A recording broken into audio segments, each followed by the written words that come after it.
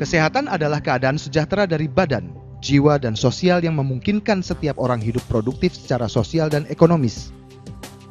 Pemeliharaan kesehatan adalah upaya penanggulangan dan pencegahan gangguan kesehatan yang memerlukan pemeriksaan, pengobatan, dan/atau perawatan termasuk kehamilan dan persalinan. Penyakit adalah suatu keadaan abnormal dari tubuh atau pikiran yang menyebabkan ketidaknyamanan, disfungsi, atau kesukaran terhadap orang yang dipengaruhinya. Jenis penyakit yang diderita oleh manusia sangat beragam.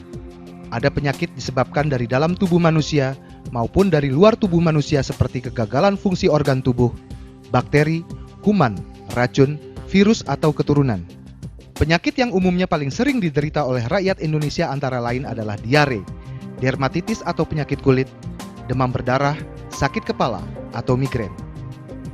Penyakit kronik adalah jenis penyakit yang diderita dalam jangka waktu lama dan berkembang secara perlahan dan dapat menyebabkan kematian. 4 penyakit kronik yang utama adalah penyakit kardiovaskular seperti jantung dan stroke, kanker, penyakit pernafasan kronis seperti penyakit paru dan asma, serta diabetes. Semua penyakit ini kebanyakan diakibatkan dari lingkungan hidup yang tercemar dan gaya hidup yang tidak sehat. Ada 6 faktor utama yang mempengaruhi kesehatan kita, yaitu 1. Air.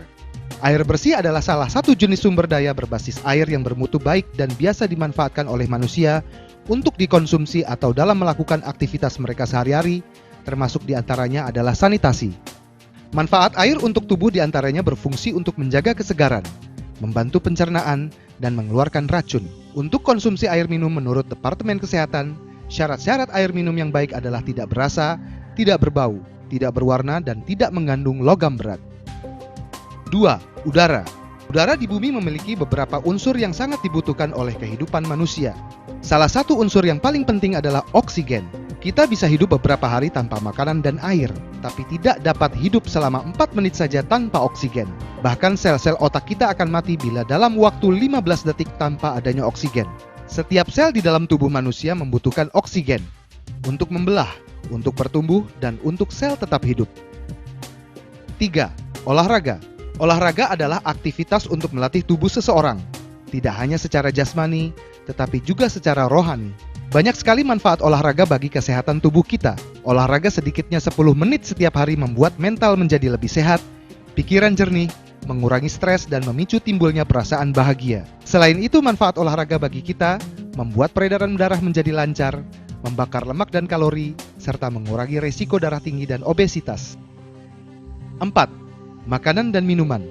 Manusia sebagai makhluk hidup membutuhkan asupan berupa makanan dan minuman untuk pertumbuhan, perkembangan, dan kesehatan bagi tubuhnya. Setiap makanan mempunyai kandungan gizi dengan masing-masing manfaat yang berbeda, seperti protein, karbohidrat, lemak, dan lain-lain. Pedoman gizi seimbang atau PGS berprinsip bahwa setiap orang memiliki kebutuhan gizi yang berbeda, disesuaikan dengan golongan usia, jenis kelamin, status kesehatan, dan aktivitas fisik. 5. Emosi. Pengaruh emosi terhadap tubuh sangat berhubungan erat dengan kelenjar pituitari. Kelenjar ini bertanggung jawab untuk mekanisme yang memicu penyakit, yaitu kelenjar yang berada tepat di bawah otak yang memiliki koneksi dengan area jaringan di otak. Kelenjar inilah yang menghasilkan hormon yang mengendalikan semua fungsi tubuh. Emosi dan perasaan yang kuat berdampak pada pengendalian hormon oleh kelenjar pituitari. Selanjutnya berpengaruh pada sistem saraf tubuh dan akhirnya menimbulkan atau memperparah penyakit peredaran darah, pencernaan, pernafasan, dan kulit. 6. Tidur. Semua makhluk hidup memerlukan istirahat setelah melakukan aktivitas atau kegiatan. Karena aktivitas tersebut menggunakan jaringan sel hidup, sehingga akan timbul kerusakan pada jaringan tersebut. Istirahat ini bertujuan untuk memperbaiki kerusakan yang dimaksud. Selama kita tidur, tubuh mengganti sel-sel yang rusak dengan yang baru, dan limbah serta uap kotor yang terjadi pun dibuang. Terdapat 5 sumber toksin utama yang merusak atau mengganggu kesehatan manusia. 1. Polusi udara. Polusi udara dapat terjadi jika jumlah atau konsentrasi polutan atau zat pencemar di udara sudah melebihi baku mutu lingkungan. Polusi udara dapat disebabkan karena berbagai hal. Yang paling umum adalah disebabkan oleh pembuangan gas karbon monoksida dari kendaraan bermotor dan industri serta asap rokok. Udara yang telah tercemar dapat menyebabkan berbagai masalah terhadap kesehatan manusia secara langsung, antara lain gangguan saluran pernafasan, bisa menimbulkan penyakit kanker dan jantung, iritasi pada kulit dan mata, serta dapat menyebabkan keterbelakangan mental pada anak.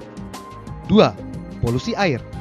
Sebagian besar pencemaran air dihasilkan oleh kegiatan manusia seperti industri rumah tangga, pertanian, pertambangan, dan lain-lain. Air yang telah tercemar mutunya menjadi turun, tidak memenuhi standar kualitas yang dapat mendukung kehidupan makhluk hidup, dan bahkan bisa menjadi tempat berkembang biaknya kuman-kuman sumber penyakit seperti kolera, disentri, diare, dan tifus. 3. Buah-buahan dan sayur-sayuran yang terkontaminasi bahan kimia. Jika tidak dipilih secara hati-hati atau tidak diolah dengan cara yang benar, pangan dapat membahayakan kesehatan orang yang menyantapnya, karena mungkin telah tercemar oleh zat-zat berbahaya. Salah satu contoh zat-zat berbahaya yang dimaksud adalah pestisida. Pestisida merupakan sarana untuk membunuh hama-hama tanaman yang telah lama digunakan dalam pertanian. Namun banyak petani yang menggunakan pestisida secara berlebihan atau masih memakai jenis pestisida yang sudah dilarang pemerintah karena terlalu berbahaya bagi kesehatan. Penumbukan zat-zat kimia dalam tubuh tidak berdampak seketika. Perlahan namun pasti akan menyebabkan kerusakan pada jaringan sel dan saraf dalam tubuh yang bisa menyebabkan kanker, leukemia, dan cacat pada anak-anak atau janin. 4. Obat-obatan, bahan pengawet, dan pewarna pada makanan. Banyak orang yang lebih memilih obat-obatan dengan bahan kimia karena dirasa lebih mujarab atau cepat sembuh, tapi kenyataannya tidak begitu. Justru obat kimia membuat tubuh bekerja 2 kali, yaitu mengobati penyakit yang tadinya akan disembuhkan dan mengobati penyakit yang muncul sebagai efek samping dari obat kimia yang dikonsumsi. Pengobatan dengan menggunakan obat kimia memiliki beberapa sifat tertentu, yaitu diarahkan untuk menghilangkan gejala-gejala yang timbul, bersifat untuk mengurangi penderitaannya tapi tidak menyembuhkan, bereaksi cepat namun bisa melemahkan organ tubuh lain, serta selalu diiringi dengan efek samping. Selain bahan kimia pada obat-obatan, saat ini juga banyak bahan kimia yang digunakan dalam proses pengolahan makanan. Bahan kimia makanan tersebut ditambahkan untuk tujuan meningkatkan cita rasa, menambah ketahanan, maupun memberi efek warna yang menarik pada makanan yang dibuat. Bahan kimia makanan yang banyak ditambahkan pada makanan memang sebagian besar merupakan bahan yang masih ditoleransi penggunaannya. Namun sebagian lagi benar-benar merupakan bahan kimia yang berbahaya yang tidak seharusnya dikonsumsi. Kita pasti ingat, masyarakat pernah dihebohkan dengan beredarnya formalin dan boraks yang merupakan bahan kimia beracun, digunakan sebagai campuran makanan. Kedua bahan tersebut adalah sebagian dari bahan kimia yang merusak kesehatan. Masih ada bahan kimia makanan lain yang memiliki tingkat bahaya setara, apalagi jika dikonsumsi secara terus-menerus. Efek yang ditimbulkan bahan-bahan tersebut bisa sangat mengerikan, mulai dari pemicu kanker, kelainan genetik, cacat bawaan lahir saat dikonsumsi ibu hamil, melemahnya kinerja otak dan syaraf, dan masih banyak lagi efek buruk lainnya. 5. Makanan hewan ternak yang tercampur bahan kimia. Selain dari hasil pangan seperti buah-buahan dan sayur-sayuran yang tercemar oleh bahan kimia berbahaya, kita juga bisa terkontaminasi oleh zat-zat kimia yang berbahaya tersebut melalui daging hewan ternak yang kita makan. Hewan ternak yang mengkonsumsi tumbuhan dan air yang telah tercemar oleh bahan kimia akan menumpuk zat-zat berbahaya tersebut di dalam jaringan daging dan lemaknya. Pada zaman modern ini juga banyak peternak yang mencampurkan bahan-bahan kimia pada pakan ternak yang ditujukan antara lain untuk memberikan kekebalan terhadap suatu penyakit pada hewan ternak dan memicu pertumbuhan hewan ternak agar lebih cepat besar. Zat-zat kimia yang telah menumpuk dan menyatu pada jaringan daging dari hewan ternak tersebut sangatlah sukar untuk diuraikan atau dibersihkan, walau daging yang kita masak sudah benar matang sekalipun. Dengan semakin buruknya keadaan lingkungan hidup yang kita tempati dan gaya hidup yang kita miliki sekarang, mulai dari udara yang kita hirup, air yang kita minum, makan yang kita konsumsi, kesibukan yang kita kerjakan, dan banyak hal-hal lain yang membuat kesehatan kita semakin merosot. Maka itu Keling hadir dengan konsep kesehatan CBA, yaitu Cleansing, Balancing, Activating, memberikan solusi terbaik untuk meningkatkan dan menjaga kesehatan kita. Cleansing. Cleansing adalah suatu proses membersihkan toksin dalam tubuh kita yang telah menumpuk selama bertahun-tahun. Secara alami tubuh kita juga sudah melakukan cleansing, namun hanya secara ringan melalui proses buang air kecil maupun besar. Sedangkan toksin yang menumpuk dalam tubuh kita jumlahnya jauh lebih banyak. Manfaat dari cleansing antara lain adalah untuk memperbaiki fungsi-fungsi organ tubuh, memperbaiki sirkulasi peredaran darah dan metabolisme, mencegah berbagai macam penyakit kronis, memperlambat proses penuaan, meningkatkan kesehatan dan kesegaran tubuh. Produk-produk dari Keling yang berguna sebagai cleansing antara lain adalah Keling Kinotakara, K-Liquid Chlorophyll, K-Biograin, K-Ayurveda, Redens, dan lain-lain. Balancing. Yang dimaksud dengan balancing di sini adalah memberikan nutrisi yang seimbang dalam tubuh. Seperti yang sudah dijelaskan sebelumnya bahwa kebutuhan nutrisi bagi setiap orang berbeda, tergantung dari usia, jenis kelamin, status kesehatan, dan aktivitas fisiknya. Banyak orang yang tidak menyadari pentingnya keseimbangan nutrisi. Padahal dengan nutrisi yang seimbang, maka orang akan bisa beraktivitas dengan lebih baik, tidak mudah terserang penyakit, memaksimalkan pertumbuhan pada anak baik fisik maupun mental, membentuk berat tubuh yang ideal, dan mengurangi resiko kecacatan pada janin. Produk-produk Keling yang berguna sebagai balancing adalah K-Liquid Chlorophyll, K-Liquid Organic Spirulina, K-Omega Squat, Gamat, dan lain-lain.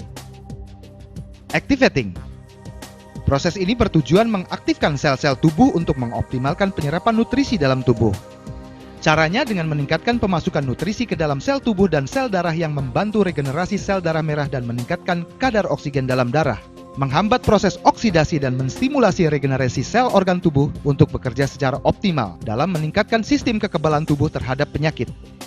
Berbagai macam produk-produk Keling yang dapat digunakan sebagai activating antara lain K-Liquid Chlorophyll, K-CG+, K-Ayurveda, Propolis Platinum, K-Sauda VCO, dan lain-lain. Keling berkomitmen dalam menyediakan produk-produk yang revolusioner dan berkualitas. Produk-produk Keling telah meraih berbagai penghargaan internasional, aman dikonsumsi dan digunakan oleh para konsumen. Setiap produk dari Keling telah diuji dan menerima sertifikasi Badan POM, serta lulus persyaratan syariah dari MUI. Keling, your truly partner, linking you to a better future.